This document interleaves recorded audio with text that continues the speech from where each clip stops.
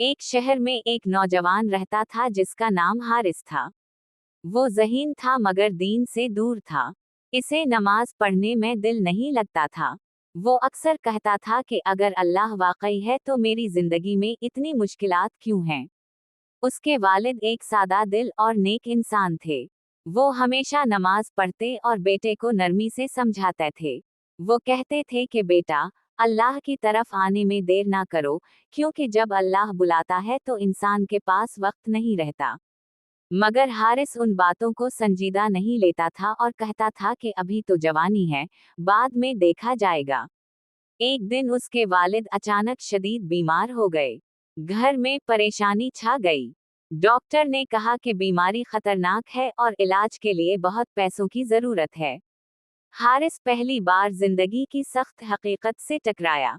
वो रोज अस्पताल जाता मगर दिल में अजीब सी बेचैनी होती। एक रात वो अस्पताल के बाहर बैठा था। बारिश हो रही थी और आसमान पर बादल गरज रहे थे। उसी वक्त उसने एक बूढ़े शख्स को मस्जिद के दरवाजे पर खड़ा देखा।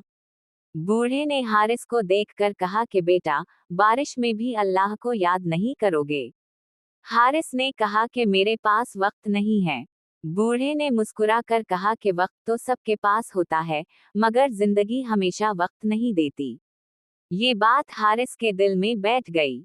अगले दिन वो मस्जिद गया, मगर सिर्फ देखने के लिए। इसने लोगों को नमाज पढ़ते देखा। उनके चेहरों पर अजीब सा सुकून था।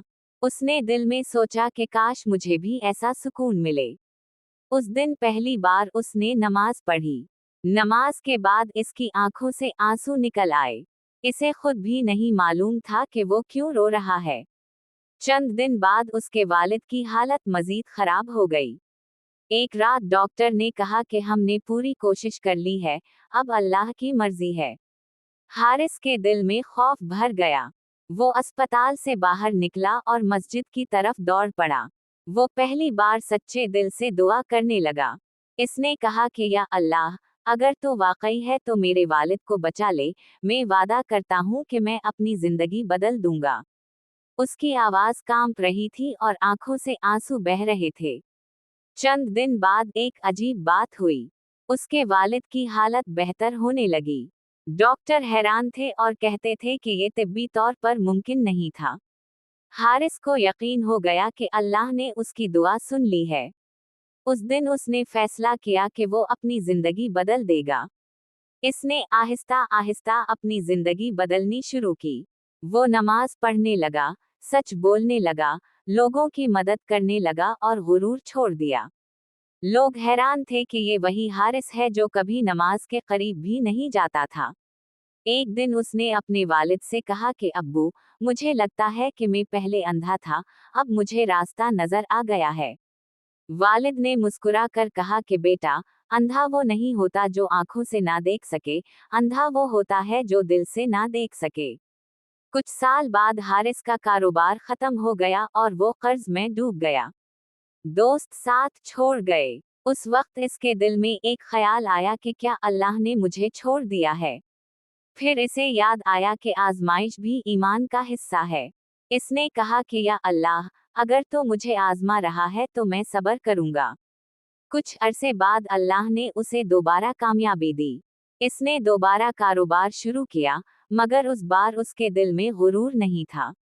वो कहता था कि ये सब अल्लाह का दिया हुआ है, अगर वो चाहे तो एक लम्हे में सब कुछ छीन सकता है। एक दिन वो मस्जिद में बैठा था कि वही बूढ़ा शख्स दोबारा मिला। हारिस ने कहा कि बाबा जी, आपने इस दिन जो बात कही थी, वो मेरी जिंदगी बदल गई।